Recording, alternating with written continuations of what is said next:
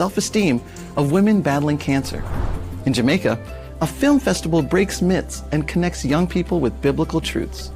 In the United States, physics students use music and dice to teach quantum concepts to local schools. 3 days to find food, 5 days to build a church. See how faith reached a remote village in Papua New Guinea. See it now on ANN.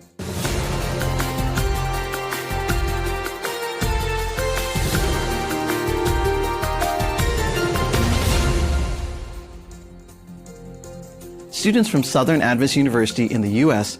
are making quantum science more accessible to local school children through creative tools like music and paper dice. With hands-on activities, they bridge the gap between abstract theory and real-world understanding. During the 2024-25 academic year, the Southern Adventist University Physics Club introduced key concepts of quantum tools.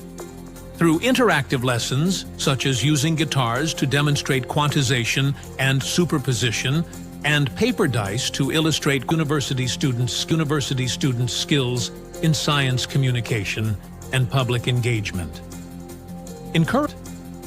Encouraged by the success, the Physics Club plans to expand its outreach activities in the next school year. In Brazil, families from an Adventist school in a shared commitment to service and compassion. The initiative produces wigs that help restore the self-esteem and confidence of women undergoing cancer treatment. Students from Boa Vista Adventist School in Roraima, Northern like this. We have a project. This is the second edition of the initiative. Last year, we collect hair strands from students, staff, and mothers. We then donated these strands to help create wigs. This year, the event also received the support of a local beauty salon, whose owner wholeheartedly embraced the cause. When Brother Sandro reached out to me last year, I fully embraced the cause. This year, we're taking it even further. We're committed to seeing this through to the end of the year because we owe it to those who truly need these hair. All donations are sent to the Women's Humanitarian Support Center, an organization dedicated to assisting women diagnosed with cancer. Beyond collecting hair, the project fosters empathy and compassion among students, core values of the Adventist educational philosophy. This initiative not only reinforces the commitment to academic excellence, but also to nurturing conscientious, compassionate citizens dedicated to the well-being of others. According to UNESCO, over 129 million girls worldwide are out of school. In Southeast Asia, cultural norms, poverty, early marriage, and conflict continue to hinder girls' access to education. In response to these challenges, the Seventh-day Adventist Church in this region has launched a scholarship drive to support young girls in Adventist schools. To expand this effort, the Women's Ministries Department of the Southern has proposed increasing women's devotional book sales to boost scholarship funding and expand the number of beneficiaries in 2025 and beyond. Half of the sales proceeds go to the fund. Over the past 4 years, many young girls have benefited from these scholarships. In 2024, 117 girls received financial assistance, allowing them to continue their education in an environment based on Christian values and spiritual growth. This initiative aligns with the Adventist Church's holistic mission, combining education, evangelism, and social upliftment to empower the next generation through knowledge and faith. In the South Pacific, hundreds of volunteers built a church in a remote village with no previous Adventist presence and served the community with essential supplies and practical training.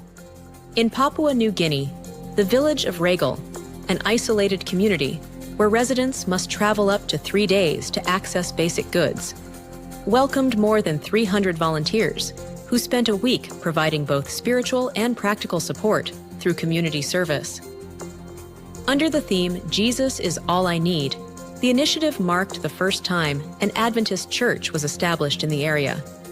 Built in just 5 days, the church was part of the Papua New Guinea for Christ campaign, funded by the Adventist Church in the South Pacific region.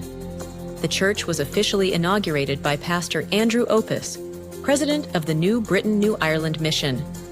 The land for the church, and for a future pastor's house, was donated by the village chief, Herman Seneng, who, along with his family and clan, committed to joining the Adventist Church. They attended the first Sabbath service with the volunteer team at their camp. Beyond constructing the church, volunteers engaged in community outreach through health education, life skills training, and infrastructure development. 6 improved and ventilated pit toilets were built to serve the village, school, and aid post. Volunteers also distributed over 300 care packages filled with essential items such as soap, cooking oil, and clothing. The mission concluded with 1 baptism, and 6 more individuals expressed their desire to be baptized in the future. In Jamaica, Adventist hosts' first film festival focused on faith and community. The event used short films to clarify Seventh-day Adventist doctrines, dispel myths, and engage new audiences with timeless truths. In Montego Bay, Jamaica, the Seventh-day Adventist Church held its first ever film festival and symposium, designed to spotlight the church's commitment to health, education, community outreach, and the proclamation of the 3 angels' message of Revelation 14. Nigel Koch, the event's main organizer, said the program focused on making biblical truths relatable, especially for youth. From 61 submissions, 21 entries were chosen in 3 categories: music and animation, short mobile films, and public service announcements. The short film Dead Yard by Shortwood Adventist Church won top honors for its thoughtful depiction of the state of the dead, challenging common misconceptions and reaffirming biblical doctrine. Plans are underway to make the festival an annual event, expand categories, and use film more broadly as a tool for evangelism. Koch encouraged participants to keep using their gods of hope in a world in